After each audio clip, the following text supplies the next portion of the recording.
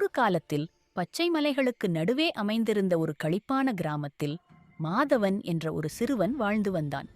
ஒரு நாள் கிராமத்தின் சந்தை அருகில் மாதவன் விளையாடிக் கொண்டிருந்தபோது தரையில் ஏதோ மின்னியதைக் கண்டான்.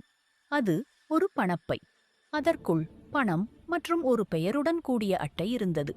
அந்த பெயர் யாருடையது என்று மாதவன் அறிந்திருந்தான். அந்த பணப்பை ஒருவருக்குச் சொந்தமானது.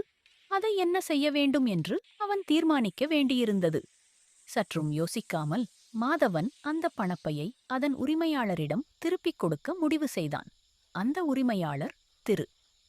கோபால் மிகவும் மகிழ்ச்சியடைந்தார் மற்றும் மாதவனுக்கு மனதார நன்றி தெரிவித்தார். நன்றியறிதலாக திரு. கோபால் மாதவனுக்கு ஒரு மின்னும் நாணயத்தை பரிசாக கொடுத்தார். மாதவனின் நேர்மையை பற்றிய செய்தி கிராமம் முழுவதும் விரைவாக பரவியது. அனைவரும் அவனை போற்றினர்.